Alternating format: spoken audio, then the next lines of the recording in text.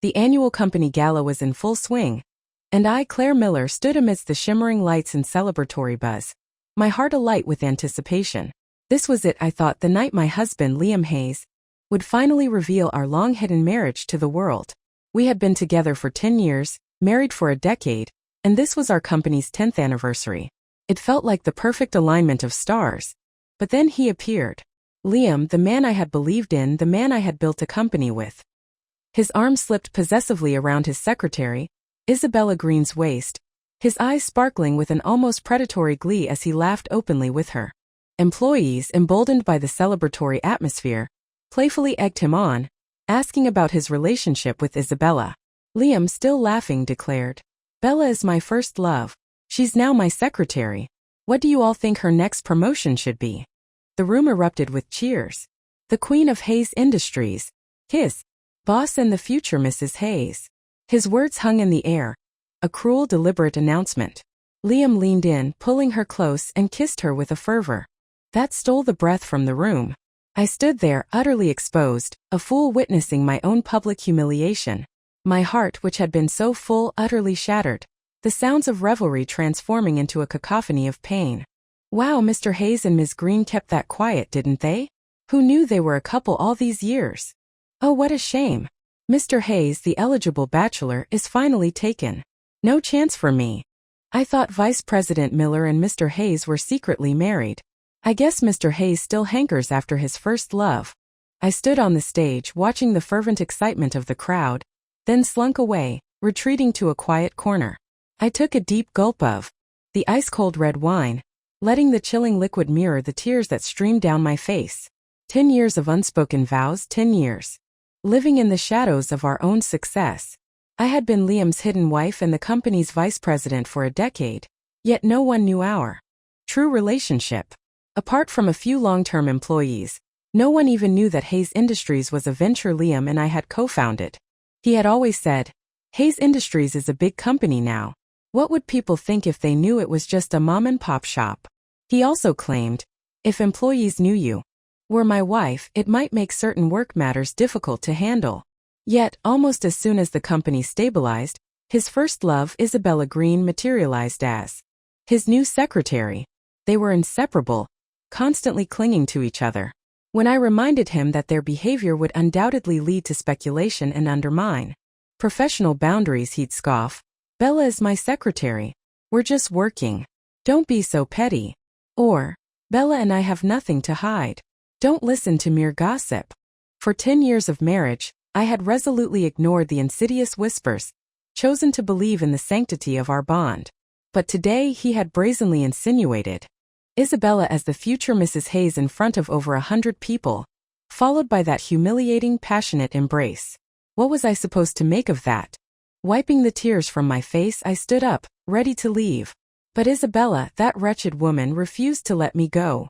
She gazed at me with a triumphant smirk, then called out, her voice loud and clear, "Vice President Miller, the anniversary party has just reached its peak. How can you leave now? Mr. Hayes is waiting for you to join the games." At her words, every eye in the room turned to me. I had no choice but to turn back and reascend the stage. I stood awkwardly beside Isabella, feeling like the illicit affair, while she, newly acknowledged, basked in the spotlight as the rightful partner. Isabella's eyes were filled with undisguised provocation, her face radiating a smug audacity. Everyone was just saying they want to see me promoted to the CEO's wife. "Vice President Miller, what do you think about that?" I let out a cold laugh, my voice dripping with sarcasm. When a man's in heat and a woman's in rut, they just lift their legs and mate. What is there to think? I can't bear to look. My words hung heavy in the air, instantly silencing the room. Isabella's face flushed scarlet with humiliation, and every employee present froze in stunned silence. Liam Hayes's face instantly darkened, veins bulging on his forehead. "Claire Miller, how can you say such disgusting things? That's going too far." Disgusting?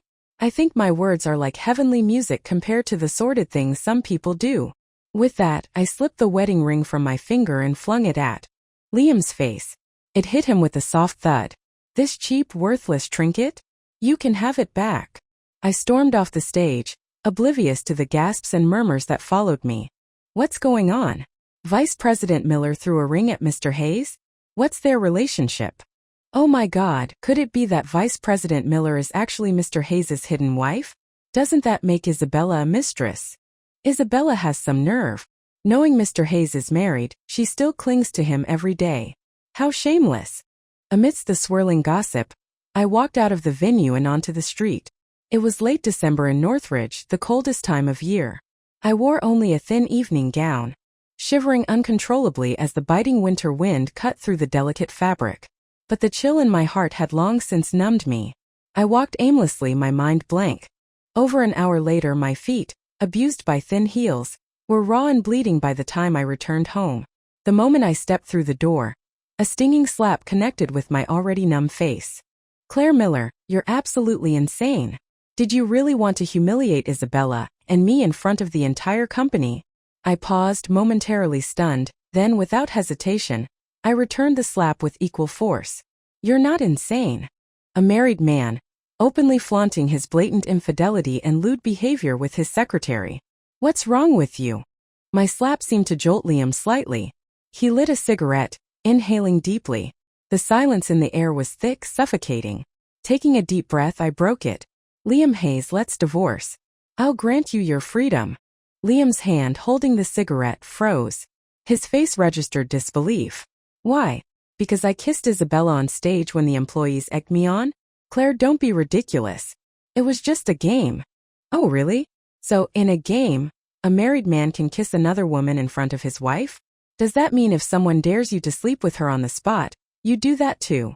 Liam angrily stubbed out his cigarette, his gaze turning icy, a smirk playing on his lips.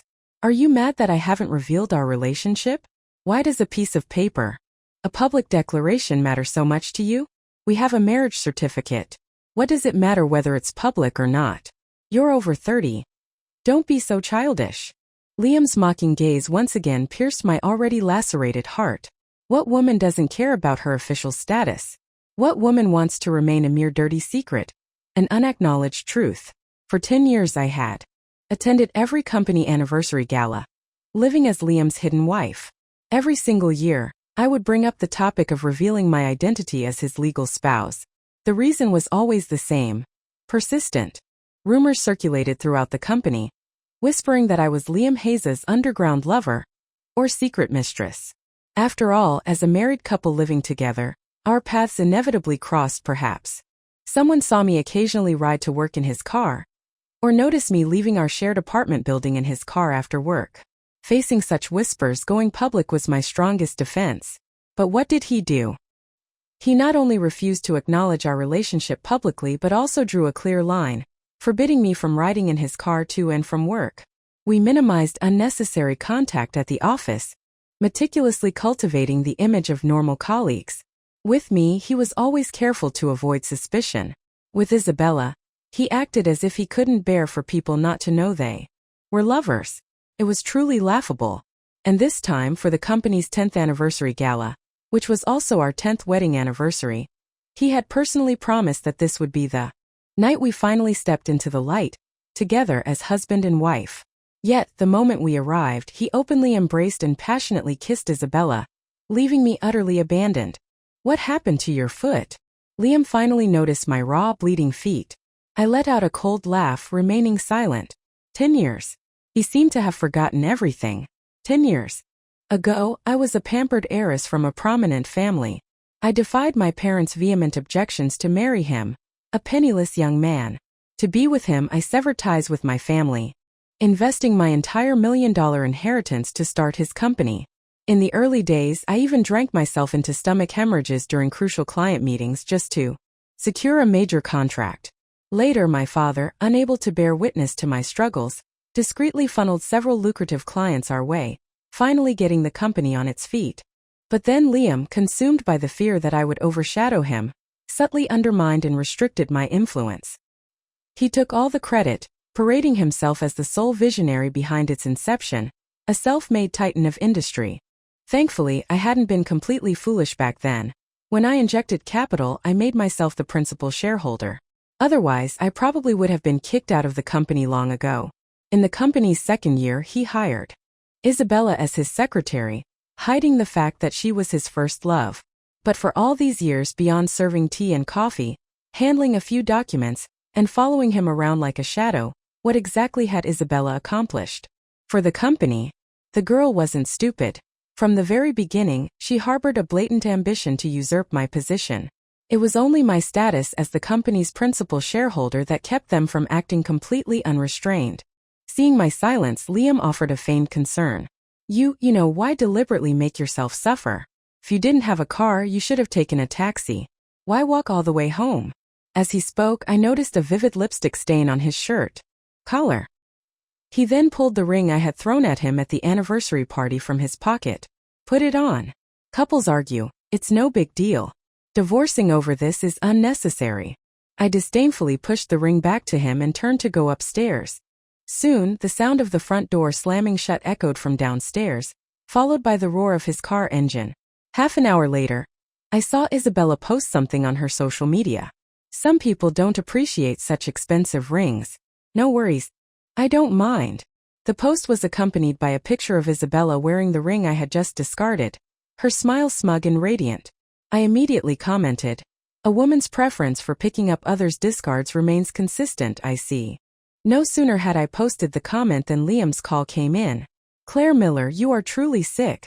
Isabella was just wearing it as a joke, playing around. How could you leave such a malicious comment?" "Oh really? So what else did you expect? Did you think I'd come to her house in the middle of the night just to give her our wedding ring to play with? And then stop there? Were you expecting me to ask if we'd be playing in bed next?" There was a moment of silence on the line. Then Isabella's aggrieved voice came through. "Brother Hayes, I'm not worthy. I'll never dare to play such jokes with you again." "It's all right, Bella," Liam soothed her. "It's just a ring. I'll buy you a better one tomorrow." After comforting Isabella, Liam suddenly realized our call was still connected. He then spoke into the phone. "Bella's not feeling well. As her boss, I have to show her some concern. Don't overthink it. Don't overthink your mother's head, you despicable scumbag. Go rot in hell, you two despicable creatures." I hung up immediately. Isabella knew about my relationship with Liam, yet she had pretended ignorance at the office deliberately, sickening me every day. And today, our 10th wedding anniversary, he had completely erased it from his memory, replaced by his clandestine rendezvous with Isabella. After enduring this for so many years, I would no longer deceive myself. The next morning, upon arriving at the office, I slapped a crisp, new divorce agreement onto Liam's desk. "Sign it. You leave with nothing." Liam paused, then glared at me, anger coloring his face. "What kind of crazy tantrum is this, so early in the morning? Are you mad because I didn't get you a gift yesterday? Here, let me make it up to you today." He pulled a jewelry box from his drawer and threw it onto the table with a dismissive gesture. The box sprang open, revealing a glittering diamond necklace. I immediately recognized it as the one Isabella had worn at the anniversary gala last night. I smiled, a bitter, hollow thing. "Mr. Hayes, you're so rich now, yet you still can't change your cheap, stingy nature. A used bauble from your mistress, now presented to your wife." My blunt words exposed the sordid depths of his deceit, and Liam's face contorted in fury. "Claire Miller, if you keep causing trouble, do you believe I won't fire you?" I let out a loud, mocking laugh, feigning terror. "Huh? Mr. Hayes wants to fire the principal shareholder of the company? Oh, I'm so scared. But I wonder if you actually can." I then added, "Oh, right, I was just about to tell you. Given that Isabella Green has made demonstrably zero contributions to this company's growth in her 9 years here, I've decided to terminate her employment." Liam slammed his hand on the table with a loud bang. "You wouldn't dare." "Oh, but I do dare. I find it difficult to believe that I, as vice president, lack the authority to dismiss a mere secretary." Just then, a figure appeared, and Isabella suddenly walked in. She looked at Liam with a practiced vulnerability.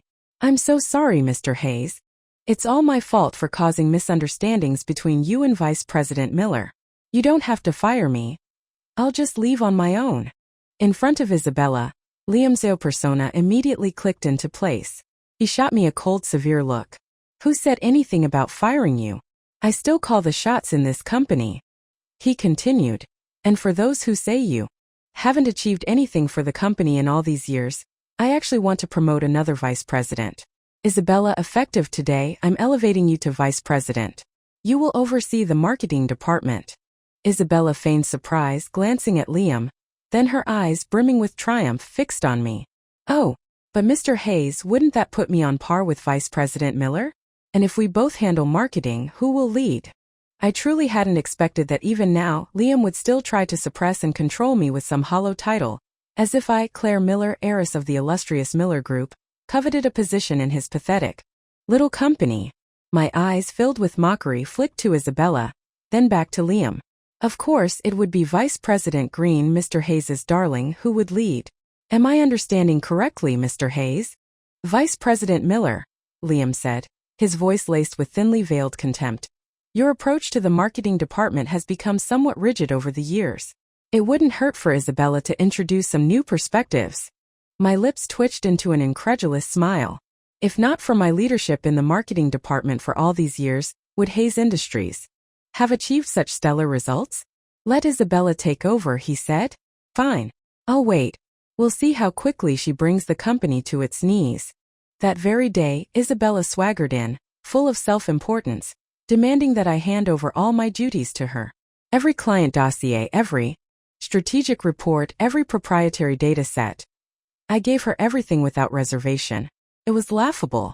If simply glancing at documents could ensure success, then what exactly had I been doing for the past decade? I knew Liam's intentions clearly.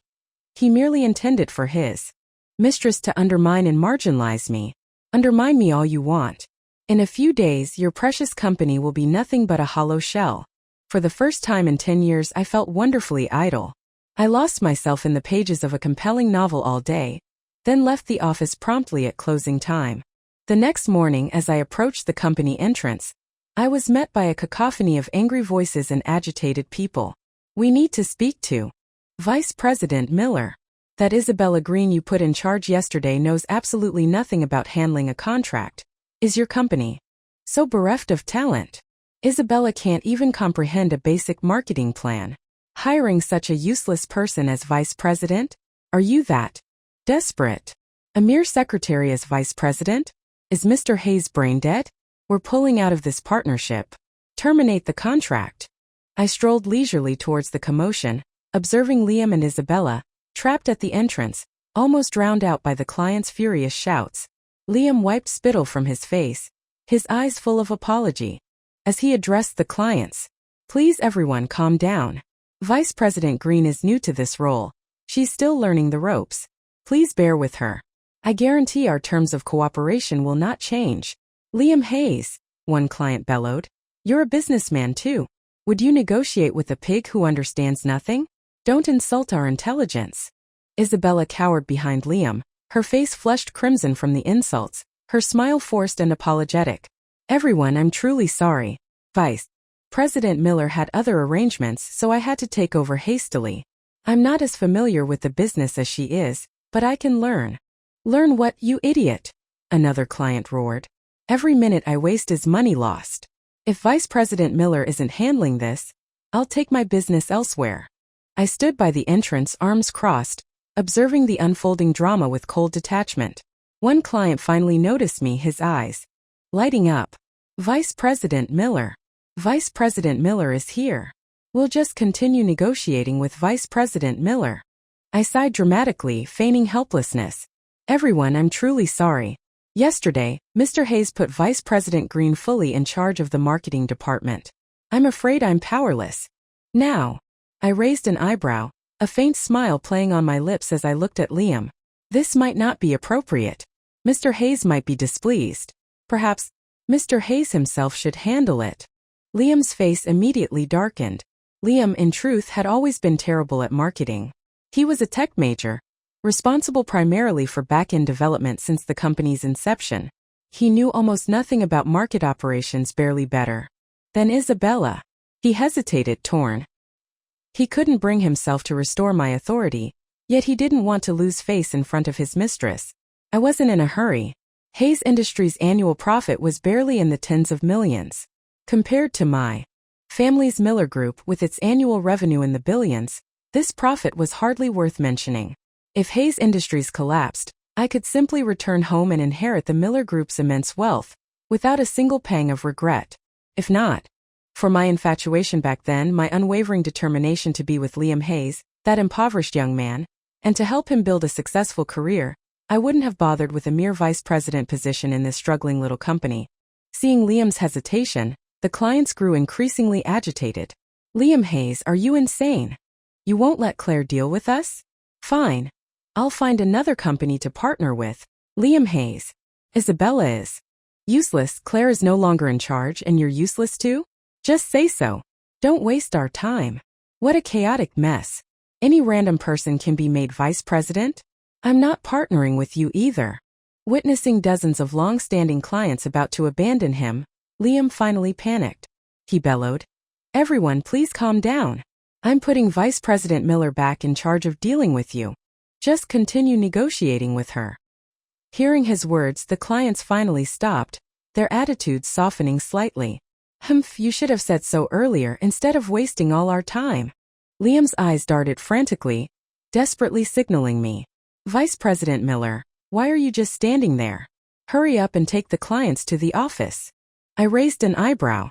Since Mr. Hayes wants me to oversee the marketing department again, what about Isabella? I wouldn't want to unjustly usurp her authority. Liam gritted his teeth, glaring resentfully at Isabella. Isabella is more suited to being my secretary. As for the vice president of marketing, effective immediately, you are back in charge. My smile widened. Triumphantly, I shot a scathing look at Isabella and Liam, then let out a cold, mocking laugh. If you knew this would happen, why bother in the first place? It's like pulling down your pants to fart. Utterly pointless. I led the clients into the office and resolved all their issues within a single morning. But even with my efficiency after reviewing the marketing department's work log, I discovered that in Isabella's one day in charge, she had managed to lose dozens of long-standing clients and turn away over a dozen new prospects. For such a performance in any other company, Isabella would have been fired 100 times over and pursued for damages. Yet Liam merely returned her to her secretarial duties, ensuring she no longer interfered with my department. At lunchtime, Liam surprisingly approached me with Isabella by his side. "Claire, I believe there are some misunderstandings between the three of us. Let's have lunch together and talk things through." "Sorry, I don't make a habit of having casual meals with just anyone," I replied, a thinly veiled jab at Isabella. Isabella, of course, caught the insult.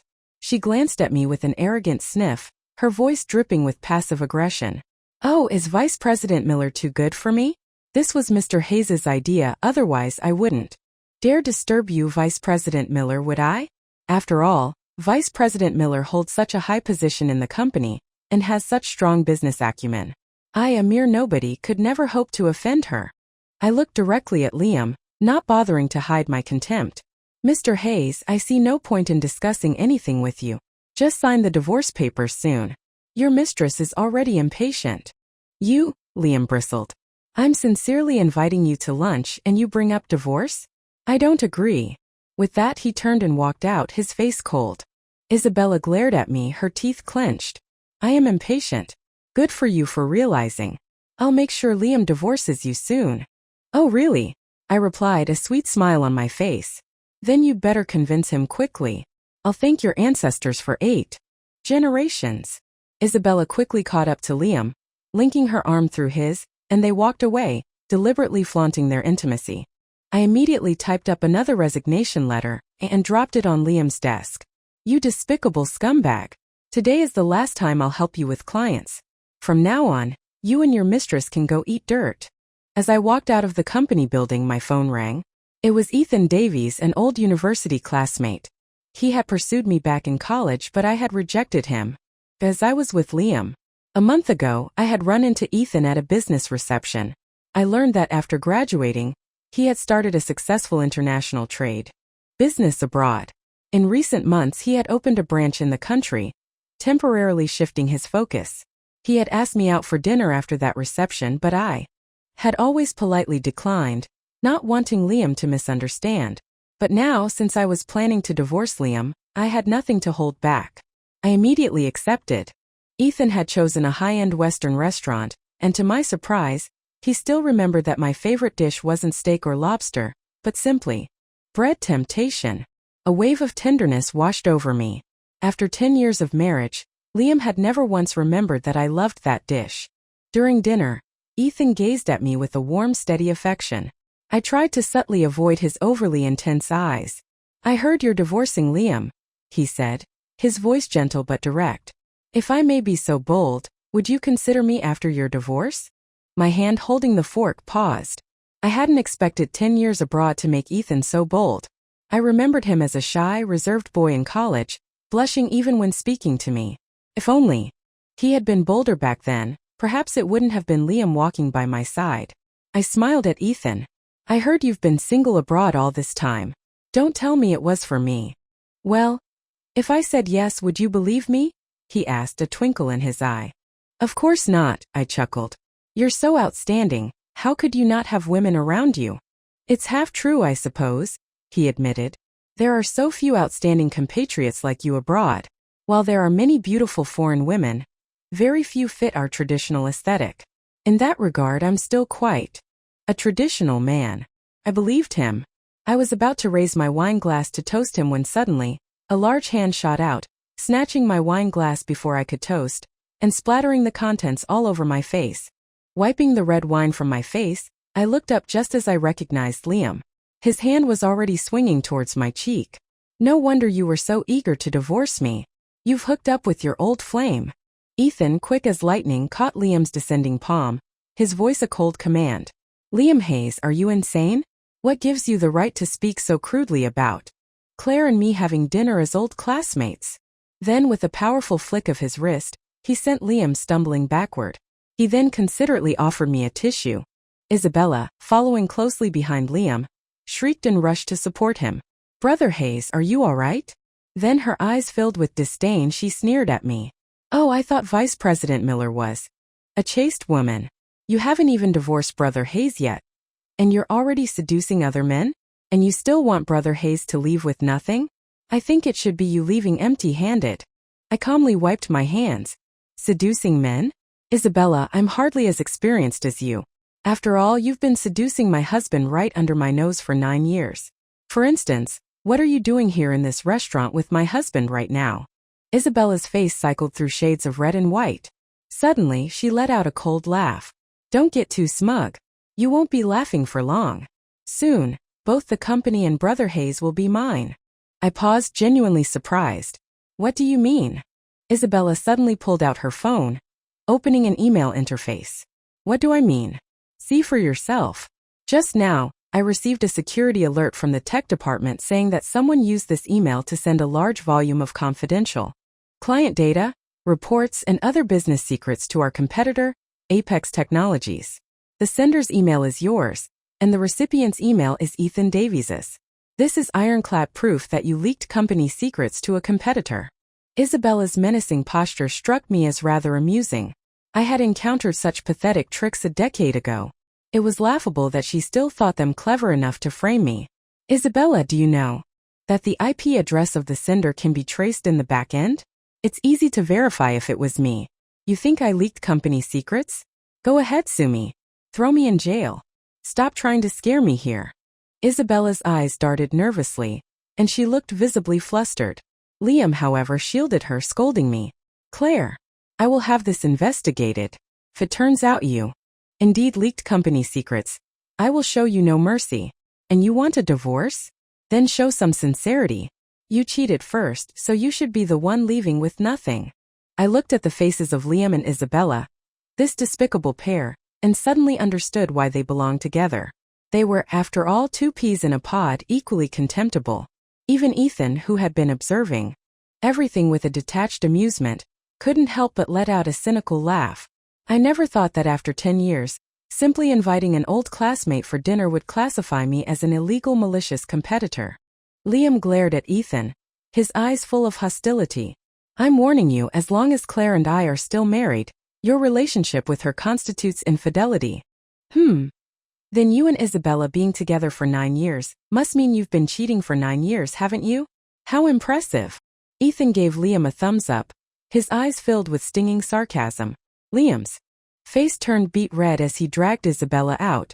Ethan then turned to me, his gaze softening with empathy. I finally understand why you insisted on a divorce. That scoundrel Liam isn't even fit to tie your shoes. I looked at Ethan apologetically. I'm so sorry. This was supposed to be a simple dinner to catch up, and it turned into such a spectacle. You must be embarrassed. After leaving the restaurant, I immediately called Mark Thompson, our director of technology, and asked him to check the email's send time and IP address. Since I had submitted my resignation that morning and asked him to disable my company email access, it couldn't have been me. A few minutes later, Mark called back. He confirmed that the email was sent an hour ago from my computer's IP address. But at that time, Ethan, Isabella, Liam, and I were all at Maple Leaf Restaurant, making it impossible for me to have sent it. Mark immediately retrieved the company's CCTV footage, only to find that the relevant segment had been deleted. Luckily, he was a tech genius and quickly used his expertise to recover the footage. It clearly showed a male employee from the tech department named Kevin Brown furtively using my computer, unlocking it with the password and sending the email. Mark confronted Kevin with the evidence on the spot.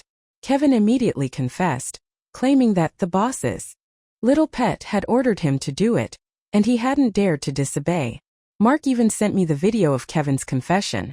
Mark was one of my direct hires when the company was founded. Isabella probably never expected him to be my person. Such a simple trick, yet she foolishly thought it would be enough to blackmail me. How naive. Suddenly free from work, I felt an unprecedented sense of lightness. That afternoon, I met up with my best friend Chloe Davis for a shopping spree. We were about to go for dinner when I spotted Isabella in a luxury watch store. But that wasn't the main point. The crucial part was that Isabella wasn't clinging to Liam's arm. She was with a young man who looked to be in his early 20s. My eyes widened like saucers. Chloe's eyes were like dinner plates. Oh my God, no way. Your husband's mistress is also keeping a toy boy? That's just beyond outrageous. Isabella not only bought the young man a watch worth over $100,000, but also wrapped her arms around his neck, calling him her little husband. After buying the watch, Isabella drove off with the young man in a BMW. Chloe was practically stomping her feet. What are you waiting for? Follow them and catch them in the act. I quickly hailed a taxi and we followed. Soon, Isabella parked her BMW in front of a high-end hotel. Seeing them check in and head upstairs, Chloe and I immediately pretended to be Isabella's friends and requested the adjacent room from the front desk. The hotel's soundproofing was terrible. The moment Chloe and I entered our room, unmistakable sounds began to emanate from next door. Chloe and I exchanged knowing glances, our excitement barely contained. I'll kick down the door, Chloe declared. You start recording. Let that pathetic idiot Liam Hayes see how his mistress is spending his money on her boy toy.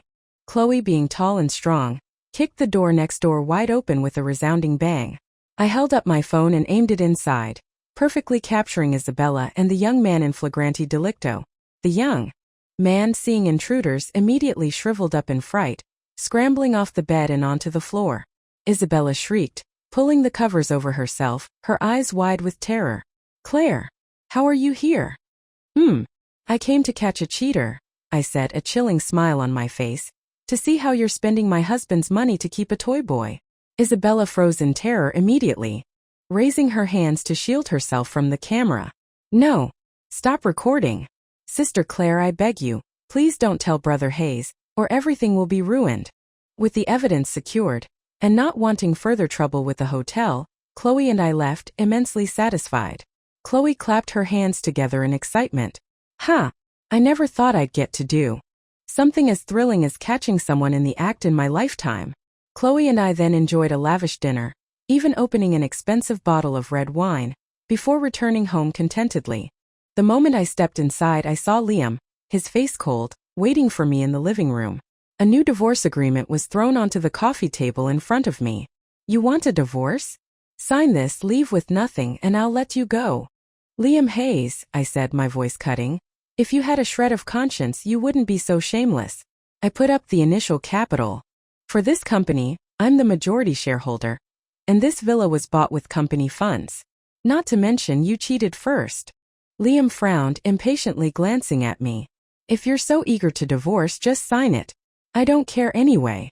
He had that smug, blaming look because whether we Divorced or not, it wouldn't stop him from carrying on with Isabella. I let out a cold laugh. Did you come home alone today? Didn't you stay with your mistress?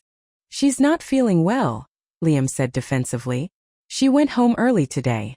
And Claire, stop calling Isabella mistress every time you open your mouth. Truth be told, she's my first love. You, the latecomer, are the mistress. Oh really? I raised an eyebrow. I have something nice I'd like to show you. Liam shifted away from me on the sofa, a look of disgust on his face. At this point, what tricks are you trying to pull? If you think I'm leaving empty-handed, you're dreaming. Liam Hayes, I don't care about the company or your pathetic little assets, I said, my voice hardening. I just can't swallow this humiliation. I then sent him all the evidence. Mark Thompson had found Isabella using my email to send fake leaked documents, along with the video of Isabella and her boy toy shopping and checking into the hotel that evening. Liam finished watching and instantly lost his composure, gasping for breath, glaring at me as he roared, "Impossible! This is impossible! Isabella's innocent. She couldn't do something like this. It's fake. You deliberately fabricated false evidence and videos to frame Isabella. I'll sue you." I simply smiled. Whether it's real or fake, the court will decide when we go for a contested divorce. Liam forcefully suppressed his agitated emotions, glaring at me through gritted teeth.